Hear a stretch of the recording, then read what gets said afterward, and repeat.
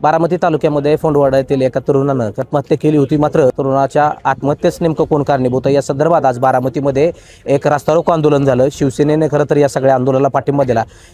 या तरुणानं नेमकी आत्महत्या का केली, या आरोपींना नेमकं का अटक केलं जात नाही, आपण त्या गावकऱ्यांशी किंवा इथल्या महिला आहेत आपण त्यांच्याशी बातचीत करू। काय नेमकं घडलं होतं आणि आज तुम्ही आंदोलन केलंय, काय नेमकी भूमिका होती तुमची आजची? आमची आजची भूमिका एवढीच आहे की आम्हाला न्याय मिळाला पाहिजे आणि त्या मुलाला ह्या वयामध्ये एवढे कठोर पाऊल उचलावं लागले म्हणल्यावर पुढच्या मुलांचं काय होणार आहे, आमची पिढी कशी होणार ह्याच्यातनं। आम्हाला ह्या गुंडापासून सुटका केली पाहिजे। प्रशासन काय करतं आमच्यासाठी? पोलीस प्रशासनला पैसे टाकतात, हे करतात, पोलीस प्रशासन तेवढ्यावरच हे होऊन जातात।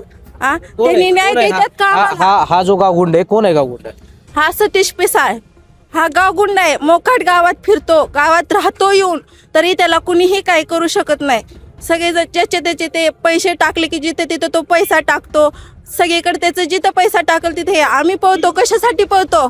आम्हाला काय नाही, त्या आईची वेदना कोण जाणणार? आज प्रशासन एवढेही करतात, पोलीस पळतात, आमच्यापासून तो जातो, तिथून पुढे तो पोलीस स्टेशनला का पोहोचत नाहीत? एवढे आरोपी इथनं घेऊन जातात, त्याला पकडले, हे केले सांगतात, आम्हाला नेतात इथनं। पोलीस स्टेशनला गेले तर तिथे एकही आरोपी नसतो, मग ते आरोपी जातात कुठं? मग हे पोलीस प्रशासन काय करतं? वरतून आम्हाला येऊन सांगतात की तुम्ही उपोषण करू नका, रस्ता रोको आंदोलन करू नका। दबाव आणतात का पोलीस आमच्यावर दबाव आणून देतात की तुम्ही हे करू नका। आम्ही रस्ता रोको आंदोलन केले तरी आम्हाला रस्त्यातनं साईडला बसवतात आणि वाहने चालू ठेवतात ते। मग आम्ही करायचं काय? आज तुम्ही आंदोलन केलंय, काय आंदोलनाची मागणी नेमकी काय होती? एका आईला आणि जे गावकऱ्यांना जो त्रास झालाय त्या त्रासातून मुक्तता आणि ज्यांना न्याय मिळावा ह्यासाठीच आम्ही आंदोलन केलं आणि प्रत्येक जण त्यासाठी न्यायासाठी लढत आहे। काय कोण आहे हा गावगुंड? काय नेमका गावाला त्रास आहे त्याचा? सतीश पिसाळ, गावकऱ्यांना माहिती आहे सगळ्यांना। काय तुमची काय मागणी आहे? आज आंदोलन करावं लागतंय तुम्हाला, गुन्हा दाखल होऊन आरोपीला अटक केली जात नाही। आम्ही आज धनंजयसाठी इथं आंदोलन केलेलं आहे आणि मूळ म्हणजे सतीश हरिश्चंद्र पिसाळ ह्यो अजूनही मोकाट फिरत आहे। गावामध्ये त्यांनी खूप गुंडगिरी केली आहे आणि गावामध्ये मंदिराची जागा, मंदिराचे ट्रस्ट सगळे पैसा त्यांनी खाल्लेला आहे। तरीसुद्धा तो त्याच्याविषयी केससुद्धा केलेले आहेत, पण तरीही प्रशासन त्याची दखल घेत नाही आहे। आणि किती तक्रारी पोलीस प्रशासनाकडे केल्यात? 4-5 तक्रारी केले तरी सुद्धा प्रशासन त्याचे काही म्हणजे आम्हाला काही साथ देत नाही, त्याच्याच बाजूनी आहे। गावकऱ्यांनी गावात एवढे लोक असून सुद्धा इतका उशिरा न्याय जर मिळत असेल तर या गावकऱ्यांचा काय उपयोग आहे? सुनीत्राताई वहिनींना एवढीच विनंती करते की आज हा मोकाट गुंड राष्ट्रवादीच्या बाजूने आहे, खरं तर ह्याला ना ह्या पक्षातून काढून टाकलं पाहिजे। असा हा नराधम या पक्षात नाही राहिला पाहिजे, संघात सुद्धा राहिला नाही। ह्याला काय डिमांड आहे? हा पैसे खर्चून, हा पैशाचा उपयोग करून हा संघामध्ये आहे। आता सध्या तुमची काय मागणी आहे? आमचं बंधाऱ्याने रस्ता बंद केला, रस्ता पाडत असताना JCP ही वाल्यांना तरी पुढे पैसे देऊन अडवून ठेवलं। म्हातारी लोक उडे हाणून जात होती त्यात। काय आज रस्ता रोको केलंय, काय मागणी आहे? कारण पोलीस प्रशासन या सगळ्याकडे आरोपीला अटक करण्यास टाळाटाळ करते असं वाटतंय। गेले 45 दिवस झाले ह्या घटनेला त्याने आत्महत्या करताना सुसाईड नोट लिहून ठेवली होती। काय लिहिलं होतं सुसाईड नोट मध्ये? मी कुणामुळे आत्महत्या करतोय, कोणत्या त्रासाला कंटाळून आत्महत्या करतोय, सुसाईड नोट लिहून ठेवली होती। शिवाय व्हिडिओ काढून ठेवला होता मोबाईलमध्ये।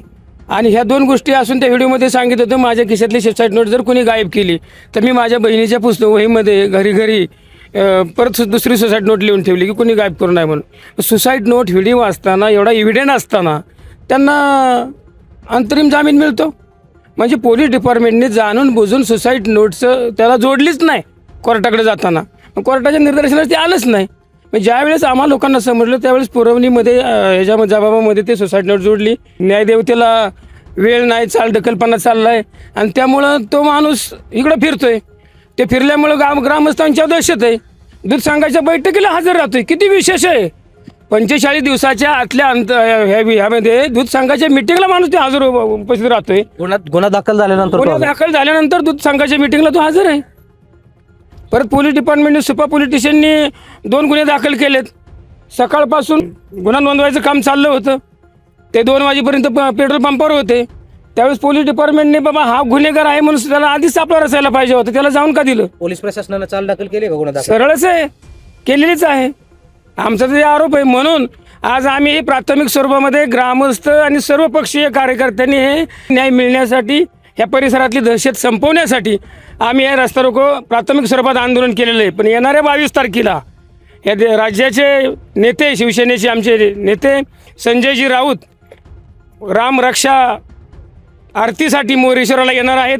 शिवसेना भवन, लोकांना न्याय मंदिर या ठिकाणी बारामतीचं मोरगावमध्ये ओपन होणार आहे, त्याच्यासाठी येणार आहेत. या 22 तारखेच्या आतमध्ये जर या संबंधितांना अटक नाही झाली तर आम्ही त्या ठिकाणी संपूर्ण राज्यातील संघटना आणि ग्रामस्थ उभं राहून फार मोठं आंदोलन करणार आहोत.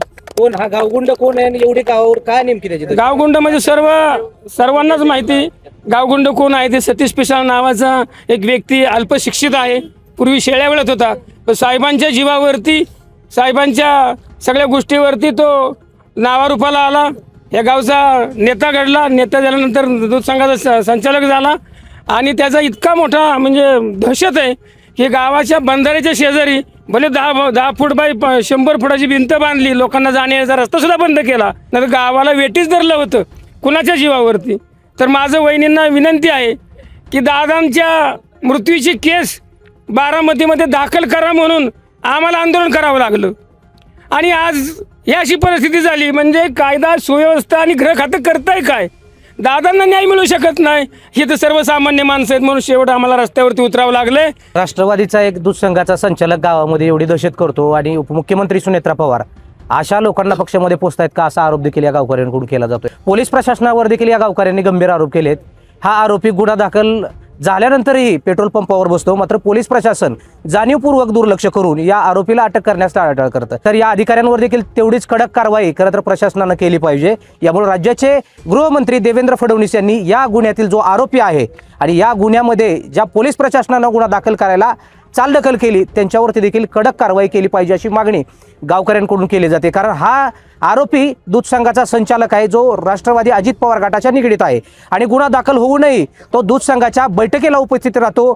हे पोलिसांचं अपयश म्हणावं लागेल. यामुळं पोलीस प्रशासनानं देखील या सगळ्या प्रकरणामध्ये अधिकची चालढकल न करता आरोपीला तात्काळ ताब्यात घेतलं पाहिजे. अन्यथा 22 तारखेला शिवसेना उभाटा गटाचे संजय राऊत यांच्या नेतृत्वाखाली मोरगाव येथे एका कार्यालयाचं उद्घाटन होणार आहे आणि पोलीस प्रशासनानं जर 22 तारखेच्या आत या आरोपीला तात्काळ अटक केली नाही तर एक भव्य असं आंदोलन मोरगावमध्ये केलं जाईल. आणि या सगळ्या ठिकाणी जर कायदा सुव्यवस्थेची परिस्थिती निर्माण झाली तर या सगळ्या गोष्टीला पोलीस प्रशासन जबाबदार असेल असा इशारा शिवसेनेच्या वतीनं आणि गावकऱ्यांच्या वतीनं देण्यात आला आहे. विकास कोकरे, LS मराठी, बारामती.